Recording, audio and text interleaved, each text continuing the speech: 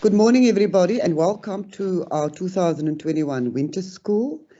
It is my pleasure and honor to introduce Dr. Sabine Wieber, who is based at the University of Glasgow. Sabine has research and teaching straddles the field of art and psychiatry, focusing on Vienna in the late 19th century and early 20th century. She's particularly interested in the relationship between art and psychiatry. And by art, she means including architecture and design as well. In this period, for example, architects and artists influenced by the work of French psychoanalyst Jean-Martin Charcot, as well as Sigmund Freud, developed a new visual and sculptural language for the representation of the human body. Sabine has done research on the representation of the body in medical models as well as wax moulage, which were used for teaching purposes in medical institutions and also found entry into popular entertainment sites such as the Vienna Prater. She has published on the complex interrelationship between death masks, medical model, and Viennese death portraiture in painting and photography around 1900. Her current research engages with the field of human and non-human animal studies. She's investigating the role of the visual arts in the cultural reception of Germany's early anti-vivisection movement, which is about between 1885 and 1918. This subject also deals with the complex and often contested histories of early zoological collections in Germany, the problematic international trade of exotic animals and colonialism, and the emerging animal protection leagues, and the German reception of Charles Darwin in scientific discourse and popular literature. Welcome, Sabine. Thank you for that kind introduction. Well, it's a great pleasure to be back in the winter school, and I'm sorry it's online, but it's at least something. So I'm really excited to speak to you in the next 3 days about provenance research and restitution. And this first lecture is giving us a little bit of a general background on what provenance research actually is and why we as art historians should be paying attention to it. So in recent years, the term provenance and provenance research have been in the public eye, and I'm sure many of you have come across these terms in relation to some of the high-profile legal battles that were fought over the rightful ownership of art and artifacts in museums and sometimes in private collections across the world. And the opening slide that you're looking at gives you a sense of the immense press coverage, for example, of one such case, and that is the so-called Gurlitt case that was fought in Germany between 2012 and 2018. And in this case, the Bavarian authorities found over 2,000 artworks, that being paintings, prints, and drawings, in the Munich apartment of Cornelius Gurlitt, whom you see in this photograph in the lower right-hand corner on the title page of the German magazine Der Spiegel. So Cornelius Gurlitt was found with these immense amount of artworks, and that raised a red flag because he's the son of Hildebrand Gurlitt, who was one of Hitler's so-called art dealers. So most of the artworks in his collections that was uncovered did not have a problematic provenance, but there were quite a few that were actually connected to the Nazi art looting campaigns between 1933 and 1945.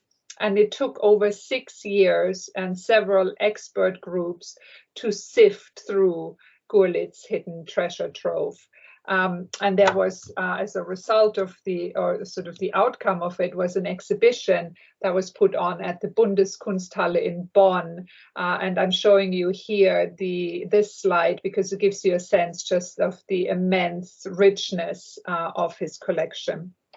So these cases around legal claims on art that was stolen by the Nazis, as well as demands by what's called source countries to return objects that were exported either in violation of patrimony or export laws, have raised awareness of the need for due diligence in acquiring works of art, and have forced us to look very carefully at the ownership histories of these artworks. But it must be said that art historians have always conducted provenance research to determine issues of attribution and authenticity of an artwork. So let's start by thinking about, or sort of coming to understand, or to sort of coming up with a definition of what provenance is. What does that actually mean? And the word provenance in and of itself comes from the French term provenir, which means to originate. And so the provenance of an artwork is really its ownership history, a historical record of its ownership over time and space. So put quite simply, it's who owned an artwork, when and where. I'm showing you here Gustav Klimbt's famous painting from 1877 called Paris Street Rainy Day, which is currently held by the Art Institute of Chicago.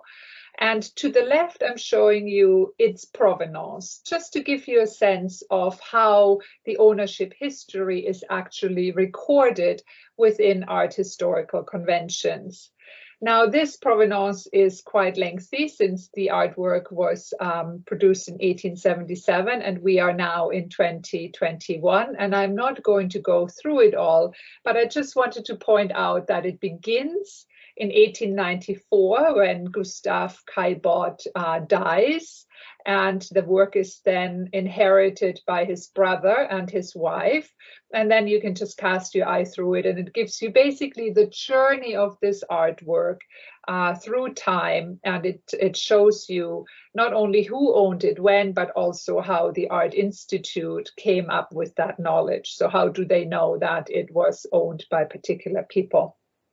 And this gives you a sense that provenance research is really time-consuming and challenging because it mandates a really deep dive into historical records that are not easily available or simply have not survived. So just think of a bill of sale of an artwork, which is a really important historical record for provenance researchers. But what are the chances of a bill of pay surviving 100 or 200 years? So provenance researchers consult primary and secondary sources to find out, first of all, who were the owners throughout time of an artwork. So provenance researchers record owners' names. Provenance researchers want to know the dates of ownership, so who owned the painting when. And this is particularly important, as we will see shortly, in relation to some of the legal cases that have come to the fore in recent years. What were the means of transference of an artwork? So was the artwork inherited, or was it sold through a dealer, or possibly an auction house? And then lastly, the location where the work was kept from the time it was made by the artist until the present day. So these are some of the important information that really provenance research is trying to unveil. And looking at Klimbt's Paris Street, what strikes me as a former provenance researcher is that this is an extraordinary, unbroken record of ownership, or an unbroken provenance, which is very rare, and more often than not, works of art contain gaps in their ownership where we simply cannot find out who owned it at a particular point in time. So besides giving us information about this chain of ownership, provenance research also reveals changing artistic tastes and collecting principles. So when we look at the ownership history of a painting of a drawing like Egon Schiele's Seated Woman with Bent Knee from 1917, which today is at the National Gallery in Prague, we quickly find out that this work was actually sold very cheaply in the 1960s in New York. So this gives us a sense of what artist was valued at what point in time. And Hildegard Bachert, who was one of the co-directors of the famous Galerie Saint-Étienne in New York City, has famously explained that in the 1960s, one could buy a Schiele drawing for a couple $100 because there just wasn't the interest in the art market in Schiele. Now today, of course, we're talking about prices in the millions. So this gives us an insight into how collection priorities and tastes really change. Provenance research is also an interesting tool into finding out about social and political alliances.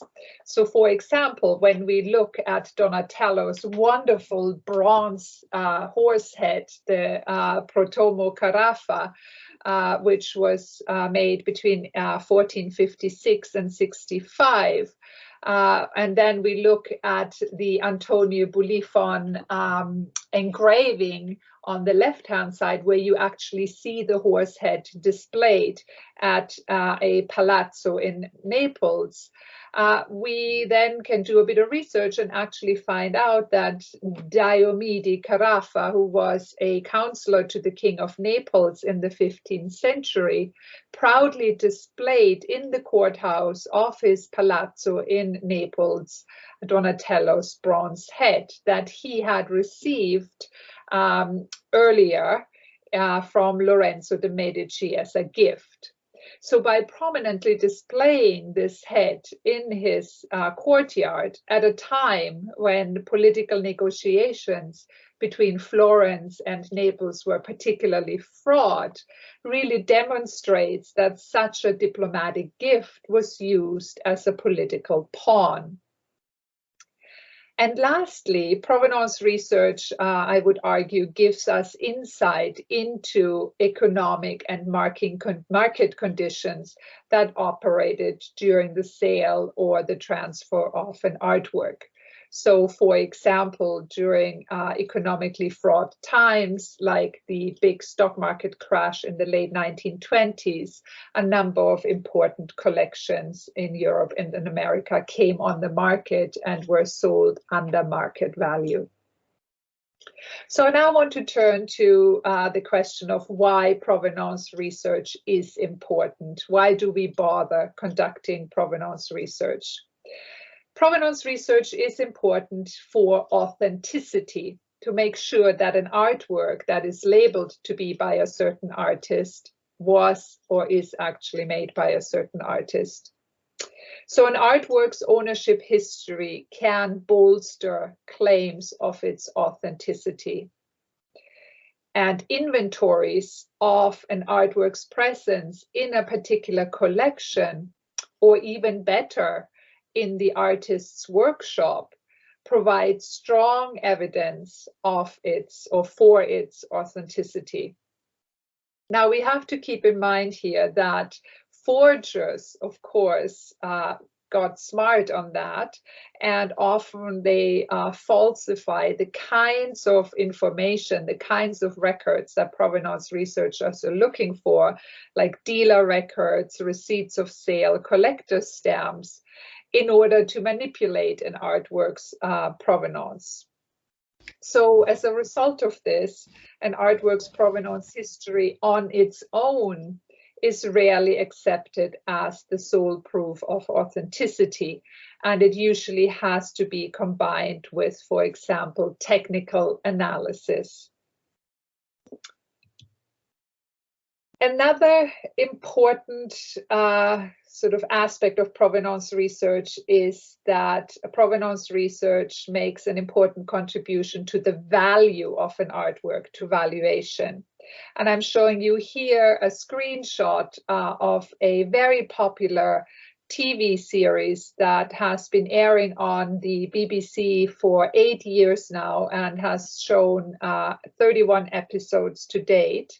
And the premise of the show is basically in each episode, the art dealer, Philip Mould, he's a London art dealer, and the Scottish journalist, Fiona Bruce, take on the investigation of a particular artwork, of a particular painting, and they're trying to find out if it is, as the title says, fake or fortune.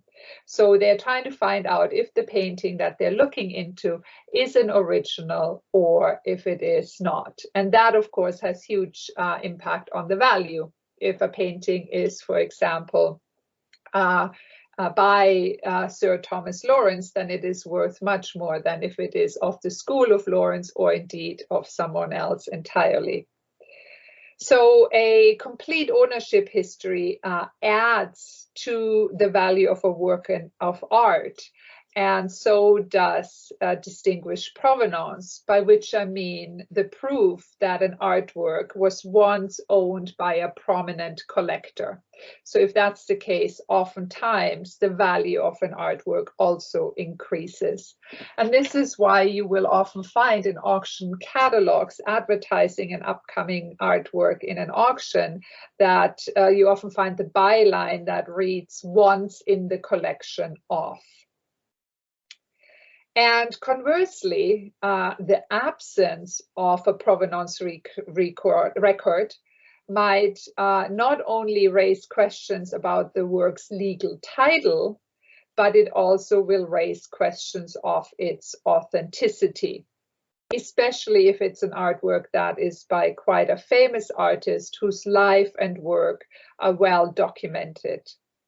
So in short, a problematic or incomplete provenance can have financial repercussions. And then lastly, provenance research is important for ownership. An established provenance record can help document the proof of ownership if indeed legal title might be contested. And here we, as provenance researchers, have to draw primarily on transaction records and proofs of sale, essentially anything that shows legal transfer of ownership, in order to determine whether or not a particular sale was legitimate. Now, this, of course, is particularly important when it comes to repatriation claims that are launched against the current owner. So someone wants a painting back from either a private collection or a public institution, a museum, for example. And here, just a really quick word. I'm obviously not a legal expert, but I just wanted to briefly define for us, because these are terms that we will be talking about in the next couple of days. I wanted to briefly define repatriation and restitution. They're both acts of restoring something back to someone as a result of the owner who has to give it back having sort of enriched themselves in an unjust or not legal manner. So restitution is essentially a compensation payment made to a victim for a loss, or it is the return of an object to an individual. So restitution usually is the word used when we're talking about the return of an object to an individual or the monetary compensation of an individual. Repatriation is also an act of restoration, but in this instance, the return of the object in question is to a nation. So we'll see tomorrow we'll be talking about restitution cases in Austria, where we're talking about individuals. And on Friday, we'll be talking about the Benin bronzes, and there we're really talking about efforts to repatriate. Just to set these two definitions into motion in my introductory lecture. Now I wanted to sort of make a couple of general observations about provenance before we then move on to thinking more specifically about provenance research in relation to the Second World War. So just to sum up the general discussion, the complete provenance of a given artwork is often impossible to establish, especially when this artwork we're looking at was made before the 19th century and before the advent of the modern art market. The reason that it's often very difficult to have the kind of complete or unbroken chain of ownership that we've seen with the Caillebotte painting lies also in the fact that over time, many of the archives that we need to consult to puzzle back together the ownership history have suffered damage or were dispersed through wars, natural disasters, or changing funding priorities of governments, for example. Private owners may not have saved their purchase records over the years, particularly for artworks that have not changed hands for several generations. So if an artwork has been in the collection of a particular family over many, many generations, the likelihood of finding bills of sale or any kind of records decrease dramatically. We also have to think about the historical reality that many dealers, galleries, and auction houses that were operating in the 19th century and maybe the early 20th century are no longer in business. And their records are at best incompletely preserved, but most likely lost and or destroyed. And we're dealing here with 2 world wars in Europe, for example. And lastly, it's often very, very difficult to establish a complete provenance because private collectors tend to buy and sell works anonymously through third parties. And it's those third parties, auction houses in particular, that are not particularly keen to disclose the owner's identity. So if you're trying to get client lists from auction houses, that's pretty much an uphill battle. One will not win. I also wanted to sort of say that provenance research has traditionally been very slow, painstaking, and expensive. And researchers usually begin with the artwork itself, because the physical object can actually give us a lot of important information. And as an example, I want to show you here the painter Maurice Denis, the Nabi painter, his painting called The Fitting from 1898. And we're looking on the right at the front of the painting, which is in art historical parlance confusingly called the recto. And on the left, we're looking at the back of the painting, which is called the verso. And it's the verso that in this case is extraordinary. Just have a look at the wealth of information that can be garnered from the back of the canvas. We're looking here at exhibition stickers, at custom stamps, at dealer marks, at the records from transport companies. So as a provenance researcher, the first thing you do is you look at the back of the painting in question and you try to puzzle together the journey that this work has taken through various exhibitions, travels, etc. So these stickers, these physical marks of the objects are incredible signposts in the ownership history. Once you've exhausted that, you as a provenance researcher then move on to archival records. And these include inventories, correspondences, contracts, sales receipts. Exhibition catalogs are very important because, of course, in exhibitions, often the lender of an artwork to the exhibition is recorded. It says often out of whose collection the work comes. And auction catalogs are actually very helpful as well, because oftentimes during an auction, the auction house would annotate the catalog with who bought the artwork. And then, of course, you look at the sort of conventional art historical tools like a catalog raisonné of a particular artist. So a catalog raisonné being a catalog of a complete assemblage of an artist's work. And you can find, for example, dealer records and auction house catalogs and exhibition catalogs at various important libraries across the world, such as the Frick Art Reference Library in New York. And there, many of these records have actually been digitized. And this brings me to the advent of digitization, which has made a huge difference to provenance research. So over the past sort of 15 years, 10 years, 15 years, the world of provenance research has fundamentally changed because the tools of provenance research are continually evolving. More and more information is being made accessible online through digitization, so you don't have to actually physically travel to individual libraries to find this information.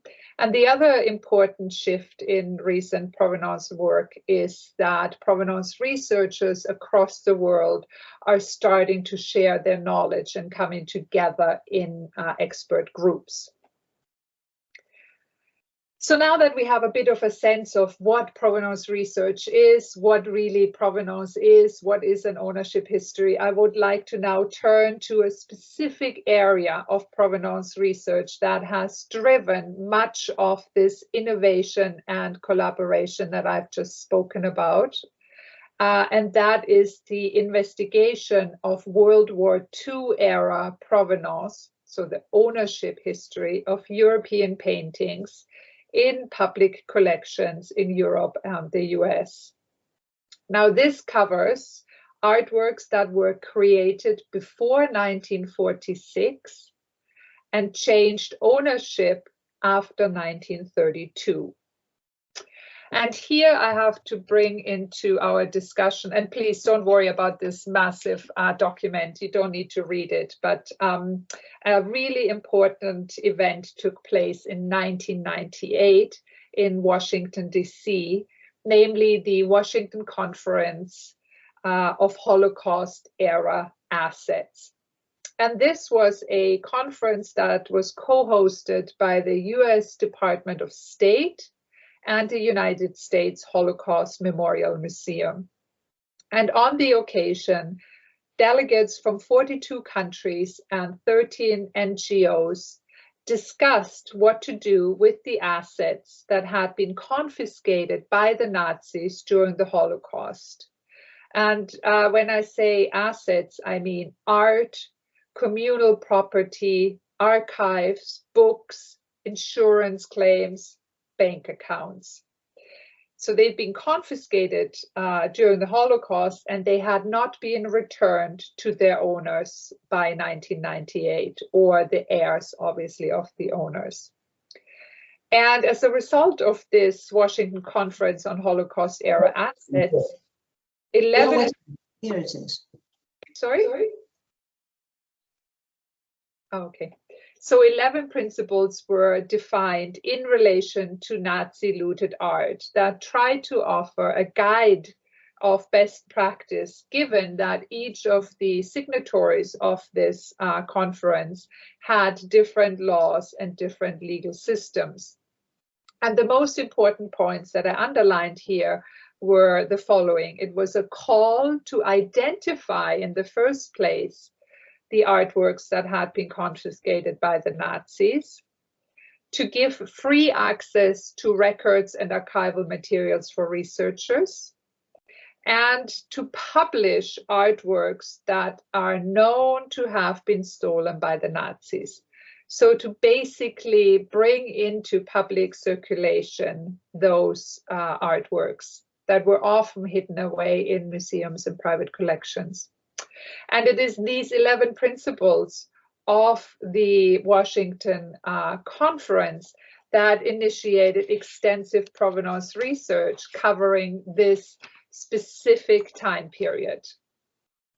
And the timing, of course, was very good, 1989. So this was aided, this push for more research and more transparency really was aided by the declassification of war records in the 1990s and ultimately the end of the Cold War, because both of these historical moments made possible previously to access previously restricted documents. So the obvious question that you might be asking yourself at this point is the following. Why was there so much unrestituted artwork and cultural property in Europe after the end of the Second World War? And this leads me to a dark chapter in German and to a certain extent European history. And that is the institutionally driven art theft on an unprecedented scale by the Nazis between 1933 and 1945. Beginning in the 1930s, the Nazi regime embarked on a systematic campaign of confiscating, selling, and looting hundreds of thousands, and some historians actually say millions, of artworks and other items of cultural property from public and private collections. First in Germany, and then with the outbreak of the Second World War across Europe. And I'm showing you here a photograph of Adolf Hitler at the window of the Chancellery in Berlin after he had been elected Reichskanzler on the 30th of January 1933. Now, this whole organized Nazi art looting started with the burning of books in 1933. And I'm showing you here just one of the notorious book burnings that took place on the Opernplatz, or Opera Square in Berlin, which today is the Bebel Square. And then this book burning alone, this single event that was repeated across Germany, 200,000 books were destroyed, books that did not fit into the Nazi ideology. So that was the first thing that happened. But then soon the Nazis moved on to actually remove art that they considered degenerate, so essentially modern art, from German museums and public collections in order to erase them from public view and replace these with their own cultural image of an Aryan nation. So in this purging of the museums, around 20,000 artworks were removed from museums. In 1937, they used some of the artworks that they had removed from the museums to mount the famous Ausstellung Entarteter Kunst, or the Degenerate Art exhibition in Munich. And for this occasion, they put together 740 works of modern art. And they made, on one hand, the argument that linked, for example, abstract art. And you see here this wall with Dada art They linked abstract art to mental illness, for example. So they juxtaposed expressionists with photographs of patients from mental asylums. So this was an exhibition really designed to show the kind of art that the Nazis absolutely rejected. At the same time, another exhibition happened in Munich, also literally almost across the street in the Haus der Kunst, which showed the ideal art that was embraced by the Nazi ideologues. And that was the Große Deutsche Kunstausstellung, the Great German Art Exhibition. So these two events are very important in 1937. This was then followed by the removal of some of the artists that didn't fit into that worldview ideology of ideal German art from being allowed to practice. So in 1933, when Hitler came to power, the Reichskulturkammer, the cultural chamber of the German Reich, or of Germany, mandated that any artist, be they an architect, a painter, a musician, had to be a member of the Reichskulturkammer. And I'm showing you here Georg Hatting's passport, essentially, that showed that he was a member of the Reichskulturkammer for the fine arts. And if you were Jewish, or if you didn't paint in a way that was embraced by the Nazis, your membership was denied, and you basically had Berufsverbot, meaning you were not allowed to practice painting anymore. The Nazis then moved on from these endeavors to stealing and forcibly taking art, ceramics, silverware, glassware, jewelry, furniture, and bank accounts from private collections of Jews and other Holocaust victims. Once the war started in 1939, military units known as the Kunstschutz, the art protection units, basically went across Europe and took objects from public and private collections in the countries that were occupied by the Nazis. A notorious figure in relation to this really organized campaign of art looting and art stealing was Alfred Rosenberg, who I'm showing you here. He's the individual on the left in the hat and the coat with the red circle around his head. He was one of the German Reich's head ideologues, so he really developed some of the programs of what Aryan art is and what degenerate art is.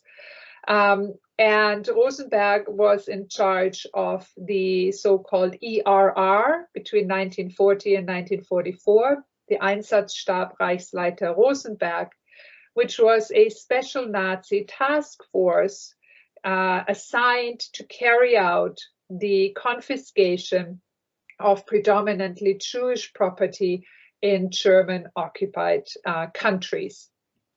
And in France, the Jeu de Paume, which is a museum today in the Tuileries Gardens, just on the edge of the Place de la Concorde, was used as a physical site, as a repository to temporarily store these confiscated collections, the confiscated property. It was at the Jeu de Paume that the looted works were carefully catalogued before they were then sent on to Germany.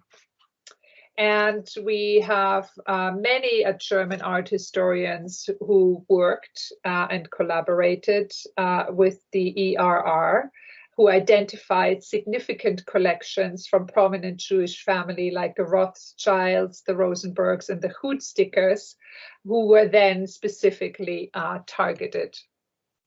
And I'm showing you here. Oops, I went too far. I can't really see my cursor anymore. Sorry, I went too far. And I don't seem to be able to get back. Oh, here we go. So here I'm showing you a truck in front of one of the famous Parisian apartment buildings from the 19th century, and they are unloading crated objects that had been looted. Here is the processing in the Jeu de Paume of looted cultural property. So the Germans, being the Germans, of course, kept very detailed inventories of what they had stolen. And the art dealer Bruno Lose, for example, staged 20 exhibitions within the Jeu de Paume of recently looted art objects, especially for Hermann Göring, who was in the process of furnishing his Prussian estate Karinhal.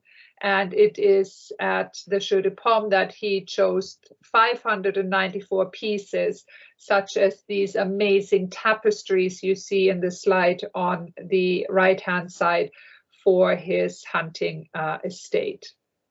So why did the Nazis loot art on that scale?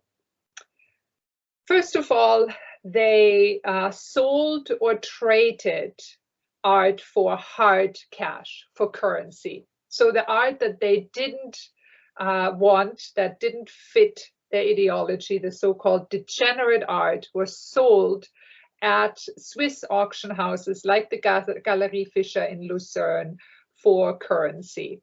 And here I'm showing you a photograph of an auction in 1939 where Van Gogh's famous self-portrait that's now at the Harvard Art Museum is sold. And this portrait was painted by Van Gogh in 1888 in Arles, and it's the portrait that he dedicated famously to Gauguin. So the degenerate art was sold for hard cash that the Nazis needed. Art that fitted into the Nazi ideology, like Renaissance art or Baroque art, or even 19th century art that wasn't part of modernism, was shipped from Paris to the German Reich in order to be exhibited in Hitler's planned museum in Linz. I'm showing you here Hitler looking at a model of the refurbished city of Linz, where he was born originally. And he wanted to have a grand museum of great art in Linz, which never came to fruition, but the collecting for this museum was very active. And so, for example, Vermeers, the astronomer from the collection of Edouard de Rothschild, was specifically dedicated to go into this museum. And then, as I mentioned, art was looted to be then shipped off to private collections of Nazi officials, Göring, I already mentioned. And then lastly, of course, art and cultural objects like these sacred scrolls that are so important to the Jewish faith were looted in order to really actively destroy the cultural ties and the memory of the Jewish community. So at the end of the war, the Allied forces came across looted artworks in 1,050. Let me just repeat that number, 1,050 repositories, storage spaces of huge dimensions across Germany and Austria. The most famous ones are the salt mines in Merkers.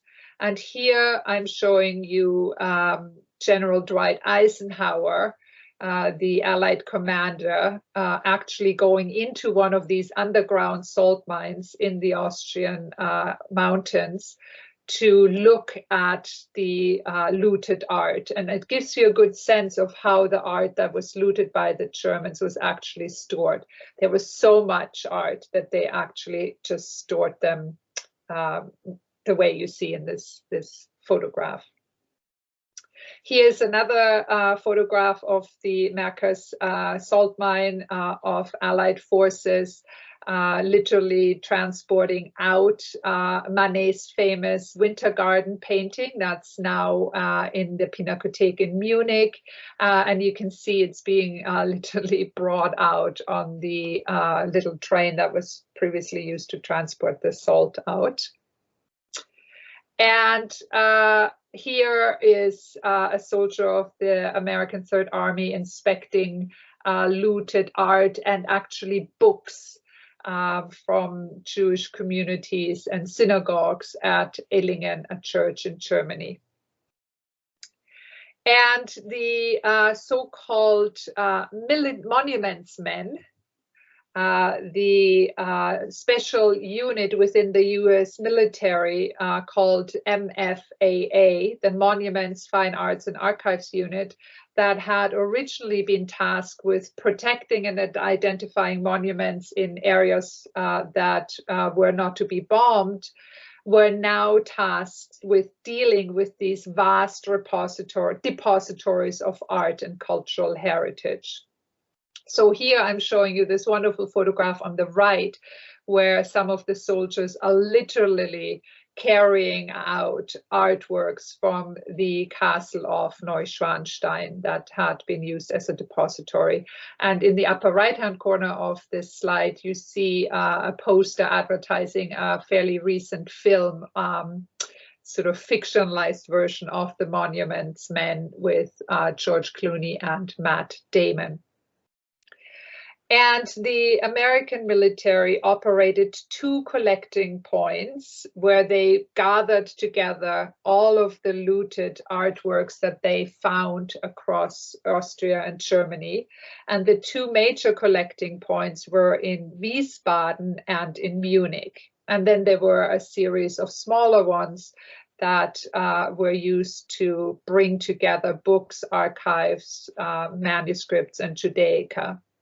And it is in these collecting points that the loot that was found was collated and stored. So in Wiesbaden alone, there were 700,000 artworks that were stored, and the Allied forces basically needed to make a decision of what to do with all of this artwork. They also had a special unit within the Office of Strategic Services, the so-called Art Looting Investigation Unit, and they compiled really important lists that we now as provenance researchers use on basically a who's who involved in art looting. So they tried to interview as many of the people that they could, including many of the art historians. And here is a photograph of the central collecting point in Munich. It was one of the former Führer buildings, so one of the Nazi Party's official buildings that was now repurposed to bring together some of the important artworks that the Allied powers had found. And here is a photograph of the arrival of an artwork at the Munich collecting point, and a final photograph of the typing room where inventories were basically put together of these looted artworks. So the Allied policy after the war called obviously for the restitution of the looted artworks. The problem was that the objects that the Allied had found in these salt mines and other depositories were returned to governments in which the pre-war owners had resided, if indeed the pre-war owners were able to be found, if it was known who owned a particular work. And it was then the government that was tasked with finding the owners of the artworks that we didn't know who owned them. And each country had its own registries, its own archives, its own laws, etc.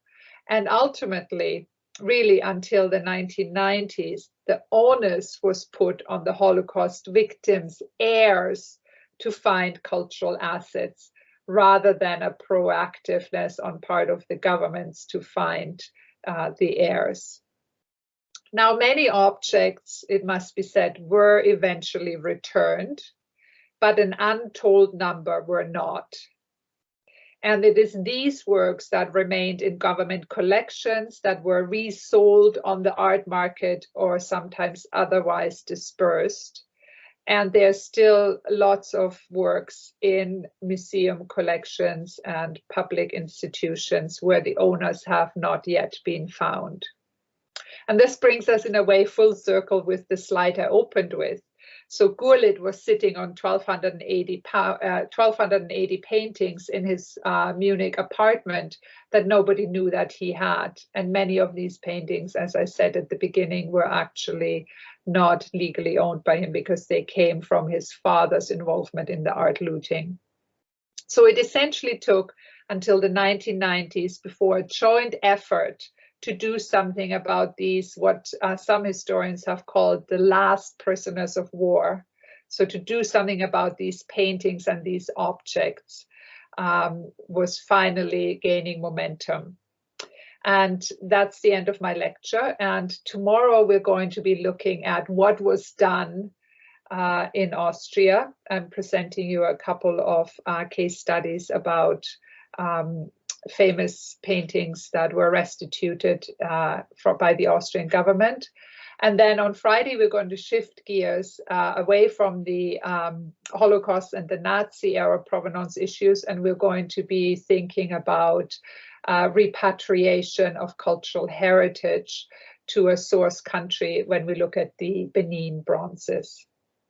Thank you very much. So that's my lecture, and I think it's my understanding that we have a bit of time for questioning. So what I'm going to do is I'm going to stop sharing my screen. Oh, I wanted to show you this slide before we officially end. If you're interested in the Holocaust era, the Nazi looting, all of that, there's a wonderful book by Lynn Nicholas called The Rape of Europa: The Fate of Europe's Treasures in the Third Reich and the Second World War. And it's a really good read that outlines the story in much more detail that I've been trying to tell. Okay, thank you. So there's a question from Jane. Yeah. You talk about compensation for buyers who were innocent of criminal provenance. Will you talk about compensation for buyers who were innocent of? So Jane is referring to buyers who did not know that the artwork that they thought they purchased with good legal title, and please forgive me if there are lawyers in the audience, let me know, but so good legal title basically meaning that there aren't the kind of gaps in the provenance, or that they aren't tainted, let's say, by the Nazi looting. I wasn't going to talk about, so this is individuals, private collectors who purchased an artwork who they thought did not have a problem. They were presented with a clean, quote unquote, provenance. And Jane wants to know if I'm going to talk about, are they going to be compensated, or what is the situation? I wasn't really going to, but I'm going to have a little think about it and see if I can bring that up in the lecture tomorrow, because it's a very difficult terrain to be navigating, and I'm curious if Jane maybe has some personal link into that or some experience. So yes, I'll think about that. Thank you very much, Jane, for that question, because of course that raises the important issue of buyers often unknowingly being owners of an artwork that had been looted by the Nazis. It's a fascinating topic, and I was a provenance researcher at the Chicago Art Institute at the very beginning in the early 2000s. So remember, the Washington Conference happened in 1998, and a result of it was that museums in America, in the States, were mandated to put their collections online so that any heir of a victim of the Holocaust could actually see what in the collections are. So the idea was that heirs would troll the collections, look at the collections and see if they recognize any works that had potentially been in their family. So I was one of the first provenance researchers at the Art Institute, actually helping putting the collection online and completing some of these chains of ownership. So to me, it's a topic that's very dear to my heart, but it's also changed so much since I was doing it. I mean, I was literally sitting in libraries and in basements and pulling out index cards in museums to sort of see what information I can find. And provenance researchers today have access to so many more digitized kind of sources. And so I think I'm kind of answering Robert Lund's question, how did you get into the provenance of art? So that's the first reason. When I was doing my PhD at the University of Chicago, I worked as a provenance researcher, but then of course also working on Vienna around 1900 and working on artists like Gustav Klimt and Egon Schiele and Oskar Kokoschka, some of the heavy hitters of Viennese modernism. I have been also very much touched by and interested in issues of provenance, because these artists were often patronized at the time by Jewish collectors. So really one of the arguments is that Jewish modernism only came into being because Jewish collectors supported modern art. And as a result, when the Nazis came to power and annexed Austria in 1938, a lot of Jewish collections were looted. So the kinds of artists that I'm working on were in Jewish collections.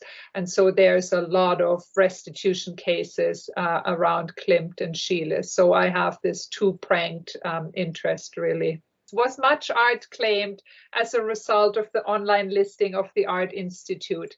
Well, I can answer that quickly now. Yes, there were a couple, not much, because again, I think it's very problematic, and this is something you might want to think about. It is very problematic to put the onus on the heirs of the Holocaust victims to seek out where artworks that were looted from their families might be found. So I think it's a bit of a band-aid by some of the institutions to put everything online and then basically say we've done our job, right? We've made it now transparent. Everybody can see what the provenance is. So now you can contact us. So, but yes, indeed, there were a few restitution cases that were brought to the Art Institute as a result of the provenance research that was made publicly available. Yes, good question, Jane. Really good question. Thank you, Sabine.